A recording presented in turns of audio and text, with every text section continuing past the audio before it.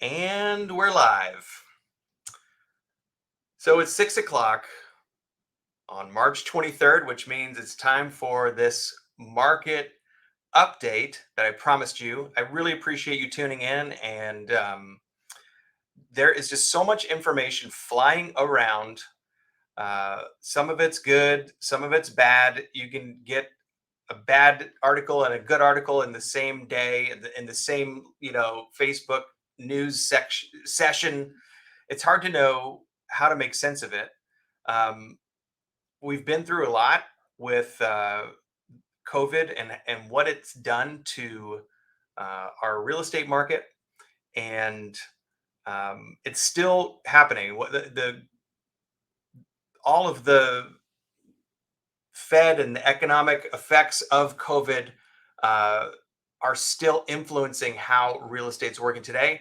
I saw a presentation from someone in my company that put together a lot of data, and I'm going to share that with you today. And hopefully, this is just going to give you some clarity. And my goal is just to really help you understand how the Fed influences the mortgage market and what that means for you as a homeowner or a prospective homeowner. Um, if we haven't met yet, my name is James Adair. I'm in Portland. I work for Neo Home Loans and the Home Ownership 360 team. And without further ado, I'm going to share some information with you. So let's go ahead and pop these slides up here. What I'm going to do is go into presenter mode so it fills the screen properly. So I'm going to start from the beginning. And again, thank you so much for tuning in. This is a market update. I put a date on it because I think we're going to record it and rebroadcast it. So everything's changing so fast. But at the time of this recording, it's March 23rd, 2023. And the title of this is Inflation, the Fed, and a Pending Recession. Will this cause a housing crash? There is certainly a lot of angst among participants in the market. If you bought a house recently, if you're trying to buy a house, if you bought a house years ago and you're just sort of monitoring your equity growth, this is for you, right? My intention is just to help you get some clarity around what matters and what doesn't matter, and some context. Information out of context, I think, is sort of the key problem of modern times. Um, and like I said before, the 2020 pandemic, as well as the 2008 housing crisis, the original sin of the mortgage industry in 2008. It's still playing out. It's influencing the today's real estate market. Um, so let's go ahead to some data from NerdWallet. We just grabbed this off the internet, and it's basically, this is information demonstrating just how much demand there is brewing. I always think of real estate as like a single mechanism, and people enter the mechanism as first time home buyers, and then they stay in real estate. They trade up and trade down and move all around as they journey through life. And then, they exit on the other end. They cash out. They go to an old folks' home. They die and inherit. They will their properties to the next generation. Real estate is a huge component of generational wealth building. But that's really the single mechanism that I sort of imagine things at. And so the demographics that are brewing right now that are trying to enter the market is pretty staggering. I think that the pipe is maybe going to burst here, and I'll show you some information. 83% of those polled say buying a home is a priority to them, and nearly 28 million Americans plan to buy a house in 2023. Think about that. Um, only just about 6 million houses sold in 2022, right? All through the nation. That was the entire amount of homes that sold. And we have 28 million people that are planning to buy this year. And the market, I think, is kind of slowing down and that's one of the confusing things. You might see headlines that say sales are down, sales are 50% off from last year, which may be true. Um, but if that doesn't mean the same amount of sellers are trying to meet the market. The biggest problem in today's market is there's not enough homes for sale. And so all of these buyers that are just sitting on the sidelines are just building up as time marches on. 70% people in 2022 tried planned to buy a home, but they failed due to their offers not getting accepted, or I think they just couldn't find affordable homes. They couldn't find a home that made sense for their budget, made sense for their life. Again, the biggest problem governing the market is there's not enough homes for sale, and I'm not sure if that's going to change that much in the future. But that what that means is that again puts more pressure on the market as buyers. It makes it uh, it pressures the upward pressure on the value of your home. If you own a home, that pressure is making the value go up. And if you're trying to get into the market, it makes it that much more daunting.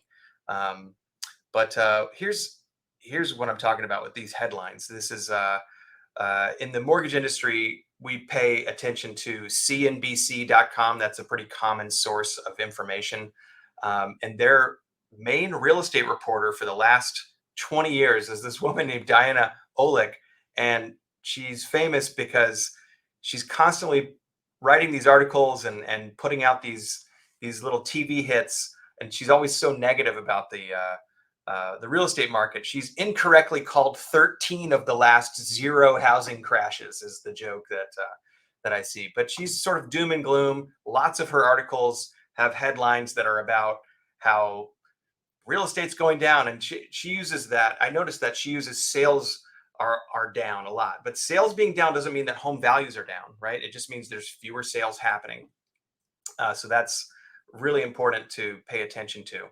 October 15th, the bubble larger than uh, 2006 from October 2015, excuse me, right? If you decided not to buy in October 2015 because of headlines like this, you probably missed out on $15,000 because the next year that same house went up by that amount.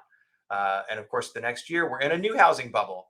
And if you didn't buy then, you missed out on another $17,000 because we appreciated this much every year. So you can see year after year after year after year, there is plenty of information that will scare you about the market.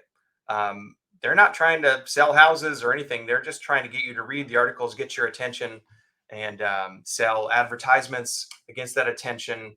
Um, and real estate is pretty high stakes. So people tend to click on real estate information. But look how much appreciation was missed out between October 2015 and July 2021. If you paid attention to the negative headlines, you would have lost out on over $200,000 of appreciation. Your mileage may vary depending on what market you're in, but um, there's no shortage of that information to go around. I'm here to tell you that um, real estate tends to go up, and if it goes down, that's okay too. It goes up, it goes down, but when you zoom out, it mostly is going up. And there's a lot of information I'm about to share with you that will really give you a lot of confidence in the long-term prognosis of what's going to happen in real estate. But my area of expertise is mortgage financing. And the story right now is that rates have been extremely elevated relative to where we've been in years past. I've been doing this for about 20 years. This is about the highest rates I've seen in 20 years. But of course, when you zoom way out, of course, in the 80s and the 70s, 80s, and even part of the 90s, the rates were much higher than this as well. So we've seen it before. But um, in the recent decades, this is kind of the high watermark for mortgage rates. And mortgage rates are keyed off of inflation. So the reason why rates are so high is because inflation's so high. And so the Fed is raising rates to try and combat inflation. It's kind of counterintuitive, but they raise rates to slow the economy down. They're all way on the other side of the economic mechanism, slowing the economy down, and it's finally starting to work. I'm going to talk about the Silicon Valley Bank story later. That's a huge part of what is going to be influencing the economy and mortgages and the future recession. But we'll get to that later. But that is a result of the Fed raising rates. It's going to really change banks' behavior. But look at this since 2018. This red line is inflation. Look how sort of gentle and flat it was. And then this is COVID. This little line here. Uh, and that was a very deflationary episode. Um, but it caused a lot of turbulence in the bond market. And this little bracket here, QE, this is when the Fed stepped in to buy mortgage bonds. So the Fed kind of put their thumb on the scale uh, between last half of 2020 and all of 2021 up through the first quarter of 2022. This is when they were buying mortgage bonds, artificially holding the cost of those mortgages lower. But you can see here, this is inflation kind of dropping and then kind of going flat again. And then at the end of this QE, I guess about halfway through our COVID episode, um, a lot of the supply chain problems and all of the different behaviors that took root during that period started to create this inflationary surge. But you can see the rates didn't respond to it because the government was still in the crisis management mode. But then they stopped last spring, I think last March, almost about 1 year ago today. They stopped buying mortgage bonds, and you can see they just like let go of the rubber band, and then it shot right up to catch up with inflation. And in fact, you can see inflation's finally starting to bend, and look what rates do. They come down right along with it. So let me show you how inflation is calculated. This is really interesting. This is kind of nerdy, but bear with me. This is more evidence that uh, we feel very confident that inflation is really starting to shrink. And this is what is this? About an eight. This is January this is about a year, about a 14-month snapshot of each month's inflation report. So every month, there's the Bureau of Labor Statistics releases their inflation report of the previous month. And what traders generally hang their hat on is the annualized number. So they add the last 12 months of inflation data, and you get a rolling number. So every month we subtract last, so right now we're in March. So we're the March report of 23 would replace the March of 22, and then you add them all up, and that's a single number. And currently it's about 5.6 year over year. That's the current inflation. We were pushing 9% around October of last year. So it's already coming down quite a bit. And you can see last March, we had a strangely low inflation readout. So if we get a zero 0.4 readout for March to replace this, inflation is actually going to go up a tick, right? But starting in April, May, and June, these are pretty elevated numbers. And I think it seems pretty clear that starting for the April report, the May report, and the June report, we're going to swap out a 0.6 with like a 0.2. And then that's going to shrink by the annual number is going to shrink. And then in May, it's going to shrink again.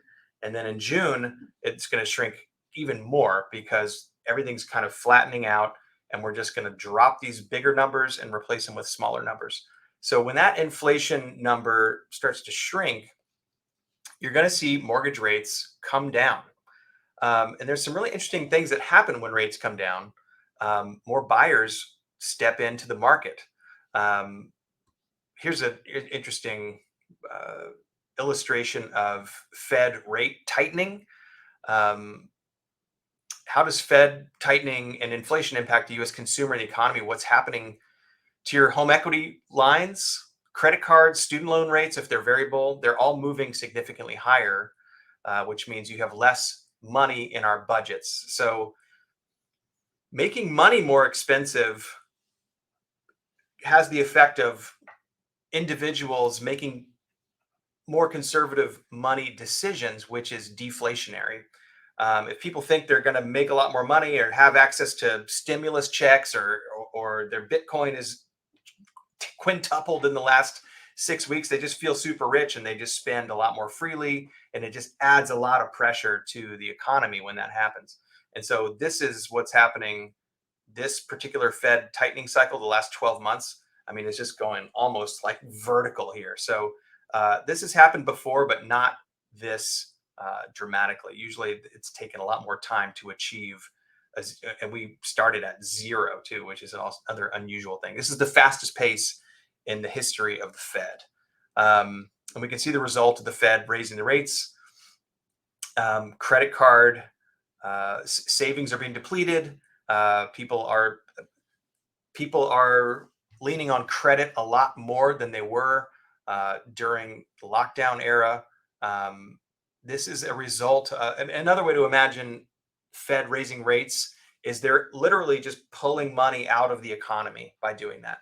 And so that puts a lot of pressure on individual families who are just like, working paycheck to paycheck temporarily. So there is pain involved in this process. But as soon as inflation starts to moderate, which is really on the horizon, I think we're all going to feel a lot better, right? What would happen at your home if your savings were depleted and your credit cards balances were maxed out, right?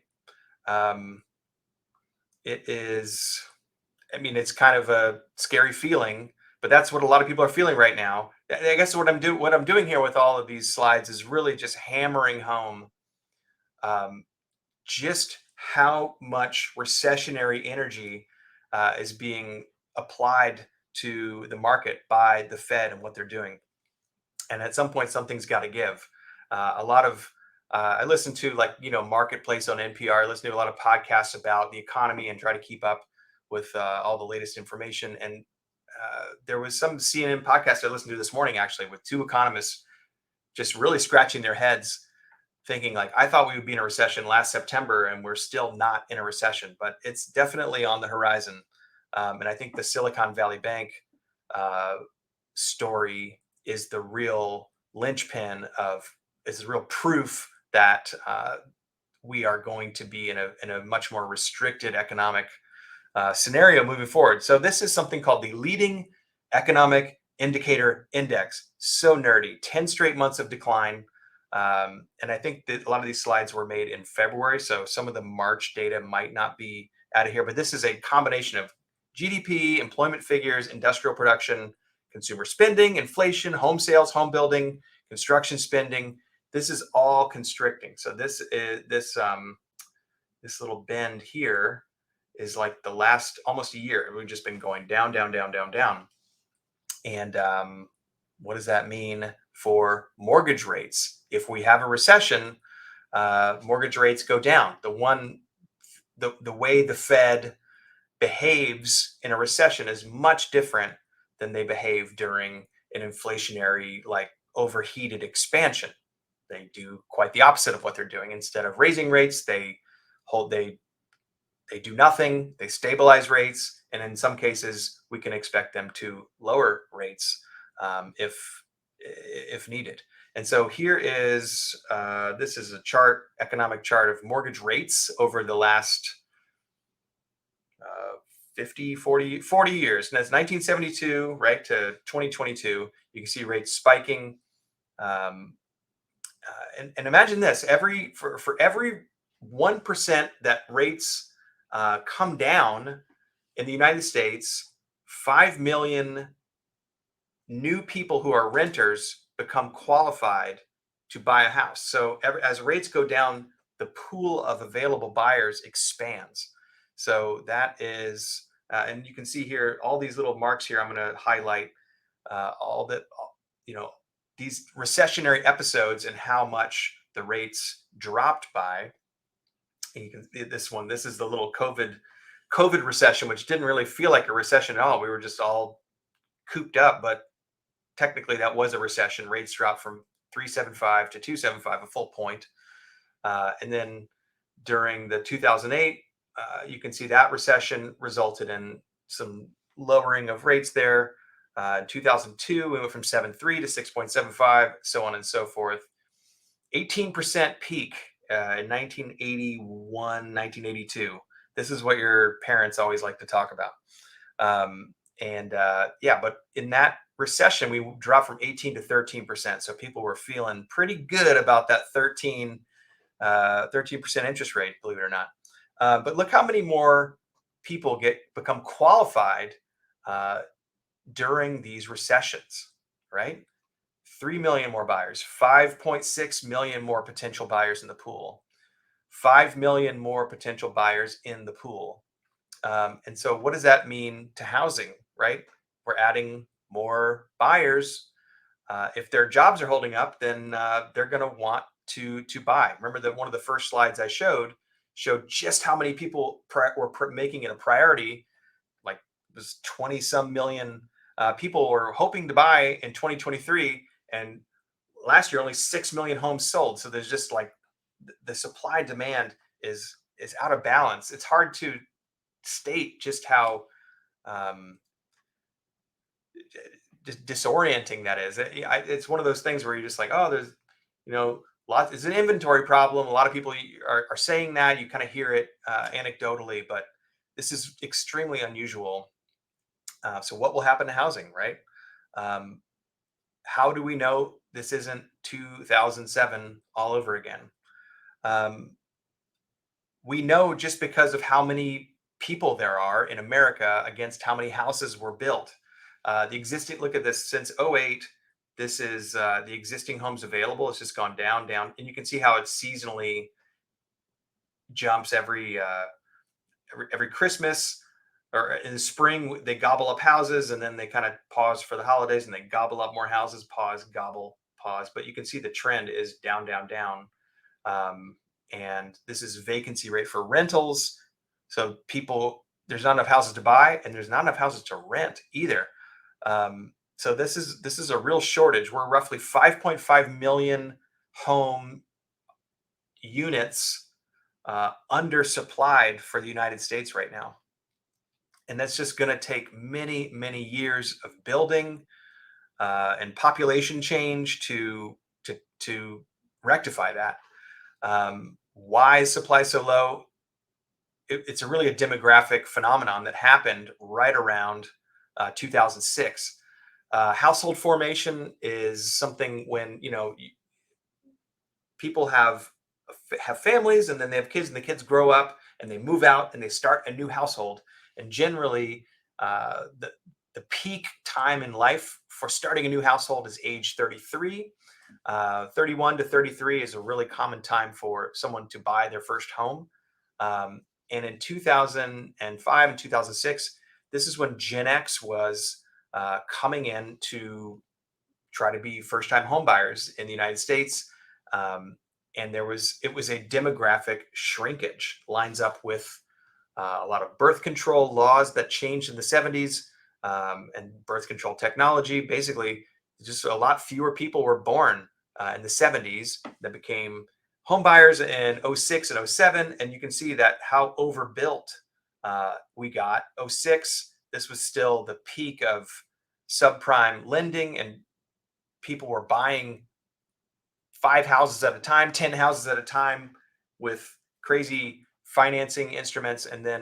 You know, and then they had to give a lot of those houses back to the bank.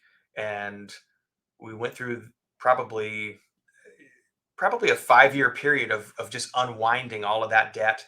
And you can see with the builders just have yet to catch up. And now look at the population formations just exceed the building, and they're not catching up. It's very time consuming and costly to build these homes. Um, and I think most of the money is kind of in the more high end. So we're really undersupplied on the low and middle end of housing, unfortunately. And here's another thing that is a little counterintuitive. Well, it's not counterintuitive, but it goes. You might not consider the low rates from the last few years are really locking people down to their homes. 80% of homeowners today have a mortgage rate below 4%. And rates have been in the 6%, between 6 and 7% since last July. Okay. So all the people that locked their rate, at three and a half, two and a half, whatever, that might have a reason to move. Um, that decision has become much more complex because they're going to have to pay so much. A lot of times, if you want to move up in the market, you have to borrow more. And if you go from a loan of $350,000 at 3% to a loan of $550,000 at 6.5%, I mean, that's maybe doubling your housing expense. And so if you wanted to move uh, oh, we need another bedroom, or I wish we had a bigger yard, um, those movers aren't moving because the economics just don't line up. So as rates come down, some of those people are going to come back to the market. Um, but right now, those people are still facing a pretty heavy financial decision there. Um, and here's some more evidence of why this year, right now, this moment in our economy is nothing like 15 years ago. We have super low unemployment rate, one of the lowest uh, on record. And the last time we had a housing downturn, 2008, unemployment was closer to 10%. Um, there's 153 million people with salaried jobs right now, which is 23 million more jobs than it was, in 2008. Um, Again, look, it's 20 million more jobs. Subprime lending was prevalent in the last housing cycle. These days, virtually none. Most of the loans we write have highly rigorous credit profiling, a lot of down payment requirements, verified cash, verified jobs. It's a totally different ballgame. I was doing loans in that era, and I remember those, um, I remember those programs and those products. So you can just see look at inventory on market: 3.8 million homes for sale, um, 970 homes for sale right now, 70,000, less than a million homes for sale right now nationwide, and a lot of those are pending. Uh, Look at the mortgage, people behind on their mortgage, 10%. 1 out of 10 families behind on their mortgage. Like, delinquent means not just like, oh, I paid late or I forgot. It's like, no, you haven't paid in over 30 or 60 or 90 days. Homes in foreclosure, 4.6%. That's hard to believe. Seemed like way higher than that at the time. But this is the data. We're below 1% of homes in foreclosure. There's no need for a bank to foreclose on a home, or for a person to get foreclosed on. If their home is worth so much, they can just put a sign in the yard and someone will buy it, and they'll get cash. They're not going to give it back to the bank. They'll sell. So that's why the foreclosure behavior and activity, and when the market is high, you're not going to see a lot of foreclosures. Mortgage delinquency, 2.8%. So that's really low. All these things are very um, supportive of the market. Um, Housing payments increased. Oh yeah, 2022. This is showing just how dramatic this shot of rates has been. We've just seen a huge increase in housing payments, 29% payments for the same type of house because of mortgages. And you can see it's just in 2020 it was really flat. Even as prices went up, rates were coming down. So things were pretty flat. And then in 2021, kind of the same thing. It started to get a little bit of lift off, but not much. But then in 2022, you can see now we have higher prices and higher rates, and that just sends the mortgage payments up, up and up and up. Um, Here's another thing about affordability. People's incomes increased. This is from ADP. Incomes were up 7% or 7.3% year over year. And so that will really boost the housing market if people have jobs and they're getting their pay is increasing. Now inflation kind of counteracts that a little bit. But really this is about what are we predicting for the rest of this year of 2023? Well, we are thinking that home affordability will continue to improve. Uh, all this information I just shared with you about inflation trending downward, that's going to show mortgage rates decreasing, incomes increasing. Right now, it feels like it's just out of reach, but that's about to shift. Um, and I think that housing supply will remain low. Uh, that's going to keep prices elevated. Um, Construction, they're not going fast enough. Um, I think there's a lot of people that are thinking, I'm going to wait for housing to crash. I'm going to wait for things to slow down. In fact, I was just talking to a client yesterday who said, I've been waiting for 2 years for things to slow down. And things like, it seems like, there things have slowed down, but sellers have slowed down even more, right? So if you're behind, if there's still fewer sellers than buyers, you're going to keep those prices elevated. Rents are going to be elevated as well. Historically low vacancy rates. That's another driver. So one of the things that I have come to realize in my 20 years of buying and selling real estate, investing in real estate personally, is that sooner is better than later in real estate, with very few exceptions. This year is no exception to that rule. I know it's frustrating, especially for first time buyers who are starting to get their act together about getting organized to write an offer, and they get closer and closer to writing that offer, and it gets scarier and scarier, and then they ask their real estate agent, should I be doing this? Is now a good time to buy? And the real estate agent, of course, what do they say? They say, yes, now's a great time to buy, right? And then of course you're like, of course you're going to say that, so you feel like you can't get uncompromised information about this. But the fact is that realtor who says yes, now is a good time to buy, the fact is they're exactly right. Because the sooner you get in, the sooner you can take advantage of all of the stuff that I'm describing. It'll be wind at your back instead of something like a hurdle to clear. We anticipate some slower appreciation this year, low single digit appreciation for most of the United States. Obviously, um, your market, every real estate's highly local. So a national number isn't that relevant to you, but feel free to reach out to me and get a local report. I have this amazing software platform that will give you a ton of infographics on exactly what's going on county by county, metro by metro, and you can see how much inventory there is, what the trends are, and it's just on a single PDF report. And I'm happy to print one of those out for you. They're updated weekly, so it's up to the minute information about your market.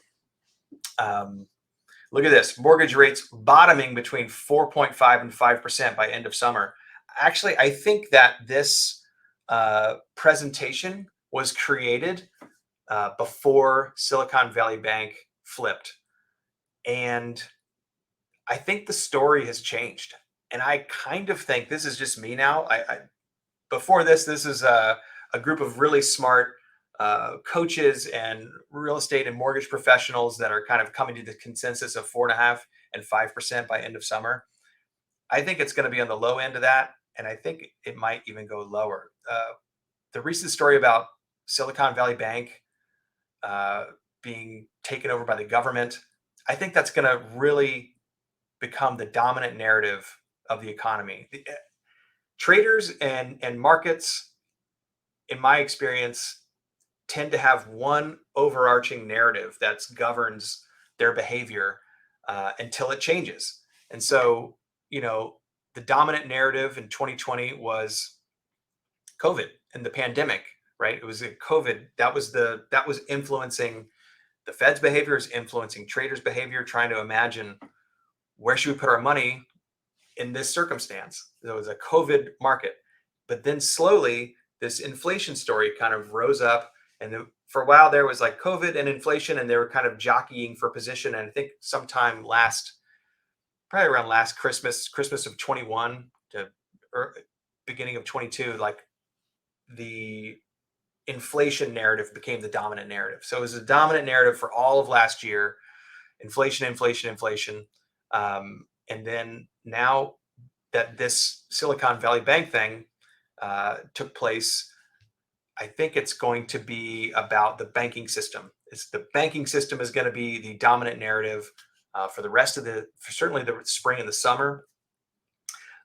Banks are going to behave more conservatively, because as the Fed has raised rates, it has shrunk the value of their balance sheets. And so that makes them closer to insolvency if their balance sheet shrinks and they have all these depositors that they're beholden to. They're going to behave more conservatively. They're going to lend less money. They're going to lend at a higher cost. They're going to demand a higher premium. And that's just going to slow the economy and accelerate the recession. So I think the Fed wants or is expecting a recession. They want to slow things down. They want a soft landing, which is just like, let's just slow down and not have a recession. Can't we do that? I think we are going to have a recession though. And I think a lot of these things that I showed you before about like recession means that the Fed's going to have to behave differently. They're going to have to support these banks if they get into trouble with their depositors. And that's going to accelerate the rate drops and it's going to accelerate all these things that I just described. I think this is going to be the real dominating story starting now. And we're already starting to see it today. The mortgage bond market um, has really responded um, to the Fed raising rates a quarter, but it's really their press conference, their press release uh, after they raised the rates indicated that they're preparing to shift their behavior. So that is really what I've got for you today. Those are the things that I think are going to influence real estate moving forward. Going into a recession, going into a slightly more accommodating Fed, which is going to have lower rates. It's going to bring more buyers. I think values are going to go up, and I think they might go up tremendously. So, what do you think now? Do you believe a housing crash is imminent? Um, I hope the answer is no. I do not believe a housing crash is imminent. I think the opposite. I think mortgage rates, uh, while they're not unprecedented right now, um, they are uh, they are precedented. You know, we've seen them before, but I think they are going to start to moderate, ease, and come down. And do you feel worse about your ability to buy a home in 2023 because mortgage rates will be higher? So a lot of people feel bad about buying now, but people don't buy or sell real estate because of rates. They buy or sell real estate because it makes sense for their life. And so I think the high rate environment right now is uh, ought to be seen as an opportunity because it is adding a little slack into this mechanism. You can negotiate a deal. You can uh, get a price that makes sense for you, even if the rate is pushing your boundaries a little bit. If rates come down, you can take advantage of that later without having to compete with all the new buyers that are coming in as a result of those lower rates. Um, so hopefully you can see that as the opportunity that I believe it is. And that is the end of my slides. Can't believe it. We did it. We did it. So let me get back to this. Let me get back. That's the end of the show. I don't know. I don't know how to end this, but again, I really appreciate your attention. And this is a little bit of a new platform for me, so I don't know if I'm taking questions or anything, but put them in the chat. I'll do my best to reply if you're on Facebook. And if you want to reach out to me, uh, you can do so at pdxhomeloan.com. I am going to sign off now. It's 6:40, so that is